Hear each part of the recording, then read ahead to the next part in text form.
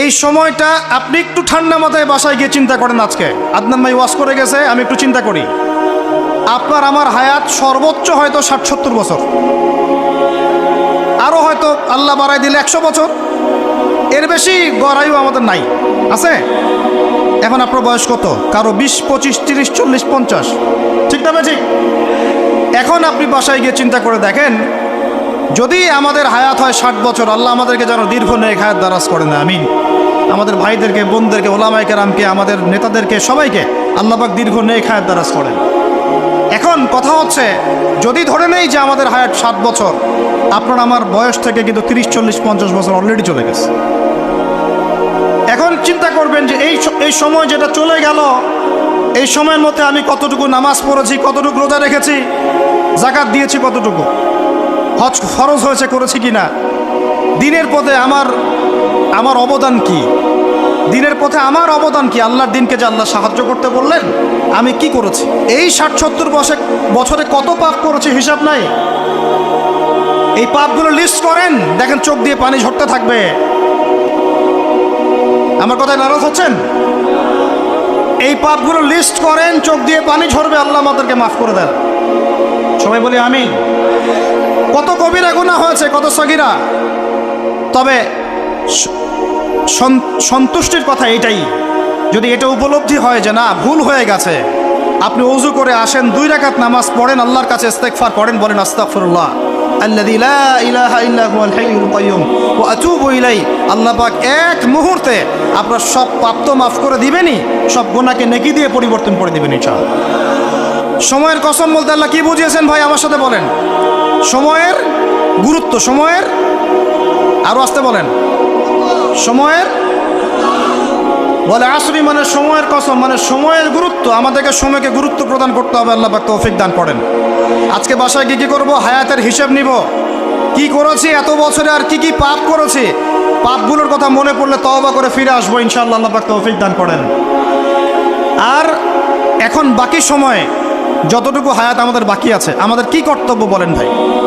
আমাদের কর্তব্য কি এতটুকুই যেভাবে জীবনযাপন করছি এইটুকুই করব, না আমাদের আরো কোনো কর্তব্য আছে? কথা কি বোঝা যায় না? যায় না? আমাদের কর্তব্য কি বলেন? 1 নাম্বার, আমরা নিজেরা আগে আল্লাহ পাকের কোরআন এবং নবীর সুন্নতের উপর আমল করবো ইনশাআল্লাহ, রাজি আছি? 2, আমাদের পরিবারকে এর উপরে প্রতিষ্ঠা করবো ইনশাআল্লাহ, রাজি আছি? 3, আমাদের সন্তানদেরকে কোরআন সুন্নাহ অনুযায়ী বড় করবো ইনশাআল্লাহ, রাজি আছি? 4, আমাদের অর্থনীতি হবে হালাল কোরআন সুন্নাহ ভিত্তিক, রাজি আছি? 5, আমাদের শিক্ষা হবে কোরআন সুন্নাহ ভিত্তিক, রাজি আছেন? আমাদের সামাজিক যে সিস্টেম এটা হবে কোরআন সুন্নাহ ভিত্তিক, রাজি আছেন?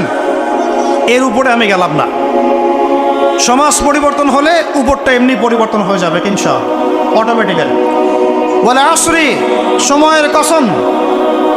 আরেকটা বিষয়, সময়ের কসম বলতে আল্লাহ পাক এটাও বুঝিয়েছেন, একটু অতীতের দিকে তাকায় দেখেন। কোন দিকে? অতীতের দিকে, পাস্টের দিকে তাকান, অতীতের দিকে তাকান। যুগ যুগ ধরে একটা সুন্নতের দিকে আপনি তাকান, যে পৃথিবীর শুরু থেকে কিয়ামত পর্যন্ত আল্লাহ পাকের একটা সুন্নত আছে। আল্লাহর সুন্নত কি? আল্লাহর সুন্নত এটা, প্রত্যেক যুগে যুগে যে বা যারাই আল্লাহর বিধান মেনে চলেছে, আল্লাহ পাক তাদেরকে দুনিয়াতেও সমৃদ্ধি দিয়েছেন, পরকালে জান্নাত দিয়েছেন, সুবহানাল্লাহ। আর দুনিয়াতে প্রত্যেক যুগে যুগে যে বা যারাই আল্লাহর বিধান মানে নাই, রাসূলের বিধান মানে নাই, আল্লাহ দুনিয়াতে লাঞ্ছিত করেছেন, পরকালে জাহান্নাম দিয়েছেন। বলেন নাউজুবিল্লাহ। আমার কথা বুঝতে পারলেন ভাই? আরো একবার রিপিট করছি, আল্লাহর সুন্নত কি? আল্লাহর সুন্নত হচ্ছে প্রত্যেক যুগে যুগে যে বা যারাই আল্লাহ এবং তার রাসূলের বিধান মেনে চলেছে, আল্লাহ দুনিয়াতেও সুখী করেছেন, পরকালেও জান্নাত দিয়েছে। প্রত্যেক যুগে যুগে যে বা যারাই দুনিয়াতে আল্লাহ এবং তার রাসূলের বিধান মেনে চলে নাই, দুনিয়াতেও লাঞ্ছনা, পরকালেও বলেন লাঞ্ছনা। এখন একটা এক্সাম্পল দেই, নূহ আলাইহিস সালামের যুগ দেখেন, যারা আল্লাহর বিধান মেনেছে আল্লাহ নাজাত দিয়েছেন, মানে নাই ডুবিয়ে মেরেছেন, ঠিক আছে কথা? মূসার যুগ দেখেন আলাইহিস সালাম, আল্লাহর বিধান মেনেছে, বনু ইসরাইলকে নাজাত দিয়েছেন, মানে নাই ফেরাউনকে ডুবায় মেরেছেন। দেখেন আপনি শুআয়বের কওমকে দেখেন, শুআয়ব আলাইহিস সালামের কওম, কওমে মাদিয়ান, আল্লাহর বিধান মেনেছে, যারা আল্লাহ পাক নাজাত দিয়েছেন, মানে নাই ভূমিকম্প দিয়ে ধ্বংস করেছে। কওমে লূত, কিছু মানুষ বিধান মেনেছে, আল্লাহ নাজাত দিয়েছেন। মানে নাই, আল্লাহ রব্বুল আলামিন লূত আলাইহিস সালামের কওমকে একদম আসমানে উঠিয়ে পাথর নিক্ষেপ করে থেতলা করে আবার উল্টা দিকে দাফন করে দিয়েছেন। নাউজুবিল্লাহ। এদের পাপ ছিল, ওটা সমকামী ছিল, সমকামী, যে সমকামিতা এখন ছড়িয়ে পড়ছে আপনাদের মধ্যে। নাউজুবিল্লাহ। আল্লাহ পাক আমাদেরকে হেফাজত করেন। একইভাবে নবী সাল্লাল্লাহু আলাইহি ওয়াসাল্লামের যুগ তাকান, এই যে আবু জেহেল, আবু লাহাব, উতবা, শাইবা, রাবিআ, এরা আল্লাহর বিধান মানে নাই, আল্লাহ ধ্বংস করেছে। আবু বকর, ওমর, ওসমান, আলী রাদিয়াল্লাহু আনহু আজমাইন, তারা মেনেছেন, আল্লাহ দুনিয়াতে সমৃদ্ধি দিয়েছেন, পরকালে জান্নাত। বুঝাতে পারলাম কি ভাই? বলে আসরি মানে কি বুঝাতে পারলাম? আল্লাহ পাক এই সময়ের কসম করে বলছেন, হে মানুষ শুনো, ইন্নাল ইনসানা লাফি খুসর, সমস্ত মানুষই ক্ষতির মধ্যে আছে। বলেন নাউজুবিল্লাহ। এখানে আল্লাহ পাক একদম আমভাবে সবাইকে বলছেন, সবাই ক্ষতির মধ্যে আছে। মানুষের ক্ষতি কয় প্রকার? আমার সাথে বলেন, মানুষের ক্ষতি দুই প্রকার। কয় প্রকার? মানুষের ক্ষতি কয় প্রকার? এক, ইহকালীন ক্ষতি, দুই, পরকালীন ক্ষতি। এক, ইহকালীন ক্ষতি, দুই, পরকালীন ক্ষতি। ইহকালীন ক্ষতি কি? ইহকালীন ক্ষতি হচ্ছে সূরাতুল রুমের এই আয়াতটা। আল্লাহ পাক বলছেন, বা'দা আউযু বিল্লাহি মিনাশ শাইতানির রাজিম, যাহারাল ফাসাদু ফিল বাররি ওয়াল বাহরি বিমা কাসাবাত আইদিন নাস। আল্লাহ পাক বলছেন, জলে মানে পানিতে, এবং স্থলে মানে এই যে জমিনে, জলে এবং স্থলে যত বিপর্যয়, অরাজকতা, এই যে আপনারা দেখছেন ফাসাদ, ফিতনা যে ছড়িয়ে পড়ছে, এগুলো মানুষের হাতের কামাই, মানুষের হাতের কামাই। বনভূমি উজাড় করেছে কে? জিন না মানুষ? বলেন। এই পরিবেশ নষ্ট করেছে কে? জিন না মানুষ? বলেন। খাবারে ভেজাল দিয়েছে কে? জিন না মানুষ? অর্থনীতির মধ্যে সুদকে ঢুকিয়েছে, জিন না মানুষ? এই বেপরদামি, জেনা, মাদক কে ছড়িয়েছে? জিন না মানুষ? নামাজ কালাম ছেড়ে দিয়ে পাবজি, ফ্রি ফায়ার নিয়ে কে পড়ে আছে? জিন না মানুষ? বলেন। জিন না মানুষ? আল্লাহর বিধান বাদ দিয়ে শয়তানের বিধান চালু করেছে কে? জিন না মানুষ? যাহারাল ফাসাদু ফিল বাররি ওয়াল বাহরি বিমা কাসাবাত আইদিন নাস। জলে স্থলে যত বিপর্যয়, অরাজকতা, সমস্যা, এগুলো মানুষের হাতের কামাই। বলি নাউজুবিল্লাহ। আমরা যা করব তাই পাবো। আমরা যা করব তাই। মাদক খাচ্ছেন আপনি, আপনাকে ফল ভোগ করতে হবে। সুদ খাচ্ছেন আপনি, আপনাকেই ফল ভোগ করতে হবে। এই বেহায়ের মতো মেয়েরা চলছে, ওকেই দেখবেন ফল ভোগ করতে হবে। মেয়ের সাথে হারাম সম্পর্ক করছেন, আপনাকে ফল ভোগ করতে হবে। যে যে পাপ করবে তাকে তার ফল ভোগ করতেই হবে। আল্লাহ পাক আমাদেরকে হেফাজত করেন, মাফ করেন। আমি তাহলে মানুষের একটা ক্ষতি পেলাম, ইহকালীন ক্ষতি। কি ক্ষতি ভাই? আর দুই নাম্বার হচ্ছে পরকালীন ক্ষতি। পরকালীন ক্ষতি কেমন? এবার বোঝেন। এই যে আমরা নিশ্চিন্তে ঘুমাই, সারা জীবন 30, 40, 50 বছর নিশ্চিন্তে কাটাচ্ছি, কোনো ফিকির নাই, নিজের পরিবারের, সমাজের, রাষ্ট্রের, উম্মার কোনো ফিকির নাই, অথচ এই মানুষের সামনে অপেক্ষা করছে মৃত্যু। জি, আজকে থেকে 100 বছর পরে আমাদের মধ্যে কেউ থাকবে না পৃথিবীতে, এটাই সত্য। তারপরে আছে কবরের সওয়াল জবাব, তারপরে মিজান, এই পুলসিরাত, পুনরুত্থান, জান্নাত, জাহান্নাম, এগুলো আমাদের সামনে অপেক্ষা করছে। আর সেই মানুষ নিশ্চিন্তে বসে বসে মেয়ের সাথে টাঙ্কি মারে। সেই মানুষ বাইক নিয়ে একটা মেয়েকে নিয়ে ঘুরছে। সেই মেয়ে একটা ছেলের সাথে চটপটি ফুচকা খায়। সেই লোক আল্লাহর বিধানকে সরাই দিয়ে শয়তানের বিধান চালু করা শুরু করল। সেই ব্যক্তি সুদ খাচ্ছে। সেই ব্যক্তি ট্রান্সজেন্ডার এই মতবাদ প্রমোট করতেছে। হ্যাঁ, সেই ব্যক্তি শিক্ষার মধ্যে ইসলাম বিদ্বেষী বিষয় ঢুকাই দিল। অথচ এই মানুষের সামনে পরকাল অপেক্ষা করছে।